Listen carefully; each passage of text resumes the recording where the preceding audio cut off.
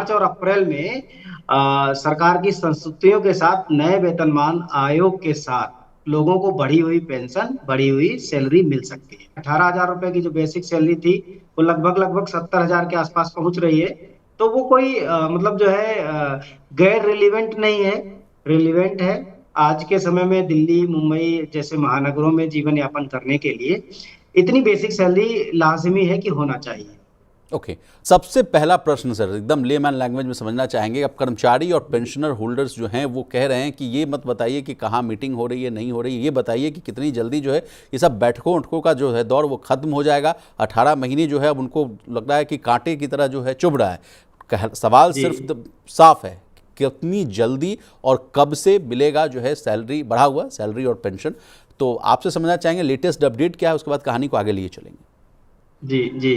देखिए विशाल जी, पहली बात तो ये सरकार के जो आदेश है, जब 3 नवंबर को जब गजट निकला था 8वें पे कमीशन के फॉर्मेशन का, तो उसमें 18 महीने दिए गए थे। तो आप ऐसे समझिए कि 3 नवंबर को निकला था तो 14 महीने तो पूरा 26 में ही हो जाते हैं, और अप्रैल तक जा करके 18 महीने पूरे होते हैं। तो देखो, काम पे कमीशन का जो रफ्तार है काम करने का, वो तो बहुत शानदार है। आप देख ही रहे होंगे, लगातार वो हर महीने अलग अलग स्टेट में जाकर के बैठ के अपनी कर रहे हैं। दिल्ली और हो दिल्ली गया, में भी हैदराबाद हो गया सर, लखनऊ हो गया। जी जी, पुणे हो गया, और अभी लद्दाख में भी जा रहे हैं, श्रीनगर में भी जा रहे हैं, अभी जी। जून में लखनऊ का शेड्यूल हो गया है। तो पे कमीशन अपनी रफ्तार में काम कर रहा है। कभी संभव है ऐसा भी कि अप्रैल से पहले पहले पे कमीशन अपनी रिपोर्ट सबमिट कर दे।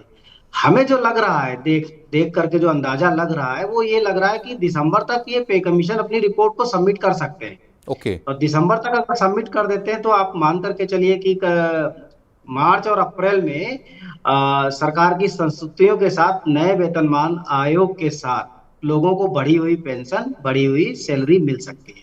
चलिए, अगला प्रश्न आपसे सर, आप ही के लास्ट वर्ड से मैं अपना प्रश्न पूछ रहा हूँ। बढ़ी हुई सैलरी और जी पेंशन मिल जाएगी सर, अभी भी फिटमेंट फैक्टर को लेकर तमाम तरह की चीज़ें सामने आ रही हैं सर। तमाम जितने भी जो सरकारी कर्मचारी के जो संगठन हैं उनके अलग अलग डिमांड्स हैं। मैं बहुत बारीकी से हर एक जो है डिमांड को समझा, परखा। कोई कह रहा है सर कि 4 फिटमेंट फैक्टर, कोई कह रहा है 3.83 का फिटमेंट फैक्टर, कोई तो कह रहे हैं कि जो है फिटमेंट फैक्टर का जो कैलकुलेट करने का जो तरीका है उसको सीधे सीधे जो है प्रति व्यक्ति आय से जोड़ दीजिए। वो 2-3 जी। सवाल हैं आपसे, समझना चाहेंगे कि कहाँ तक जो है चीज़ें जो है सेटल डाउन होंगी। देखिए विशाल जी, जो हमारा ऐसा मानना है कि गवर्नमेंट के ऊपर केवल सरकारी कर्मचारी नहीं बल्कि प्राइवेट सेक्टर की भी जवाबदेही होती है। जी। जब सरकारी कर्मचारियों के वेतन और भत्ते बढ़ते हैं, तो प्राइवेट सेक्टर में भी उसी तरह से डिमांड होती है। ये बहुत कॉमन सा फिनोमिना है। तो ऐसा नहीं है कि सरकार मतलब कुछ मतलब जो है हीरे मोती जवाहरात जैसा कुछ लुटाना शुरू कर देगी। और अभी के हालात आप देख ही रहे हैं। तो जो फिटमेंट फैक्टर रही बात, तो वो फिटमेंट फैक्टर कई वजहों से आता है, और उसमें जो सबसे प्रभावी वजह है, सबसे जो अहम इंपॉर्टेंट वजह है, वो है कि हमारी फैमिली यूनिट को 3 से बढ़ा करके पहले 5 कंसीडर किया जाए। वो सबसे जरूरी बात है। क्योंकि जब तक वो फैमिली का जो कैंडिडेट का जो मेंबर्स का जो यूनिट्स का इजाफा नहीं होगा, जी। तो 1 कैलोरी पर कितना पैसा खर्च होता है मार्केट से 1 कैलोरी यूनिट खरीदने में, उसमें बहुत बड़ा बदलाव नहीं है। तो इम्पोर्टेंट ये है कि सबसे पहले अभी हमारे माता पिता को उसमें शामिल किया जाए सैलरी स्ट्रक्चर में, 3 से बढ़ाकर के 5 फैमिली यूनिट की जाए। आप नंबर कुछ बता पाएंगे मंजीत बाबू, क्या हम लोग उम्मीद करें कि 2.57 से ऊपर ही होगी चीज़ें या 2.57 से नीचे?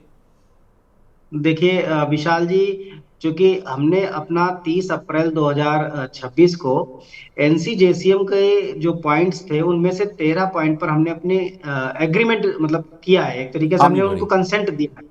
जी। तो उसमें अब चूंकि 3.83, चूंकि जेसीएम सभी सेंट्रल गवर्नमेंट एम्प्लॉइज का ही एक प्लेटफॉर्म है, भारत सरकार द्वारा बनाया गया प्लेटफॉर्म है, और उसने जब 3.83 रख दिया तो उसके बाद फिर उसे कम बोलने का तो कोई जहमत उठाएगा नहीं। हमने भी चलिए। उस पर एग्रीमेंट दे दिया है कि 3.83 पर हमारी कंसेंट है।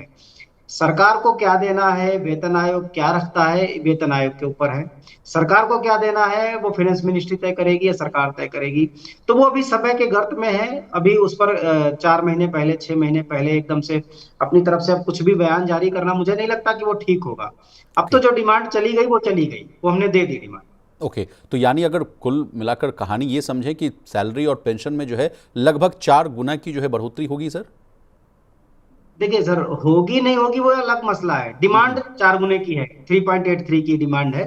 तो उसके हिसाब से जो 18,000 रुपए की जो बेसिक सैलरी थी, वो लगभग लगभग 70,000 के आसपास पहुंच रही है। तो वो कोई मतलब जो है गैर रिलीवेंट नहीं है, रिलीवेंट है। आज के समय में दिल्ली मुंबई जैसे महानगरों में जीवन यापन करने के लिए इतनी बेसिक सैलरी लाजमी है कि होना चाहिए। ओके।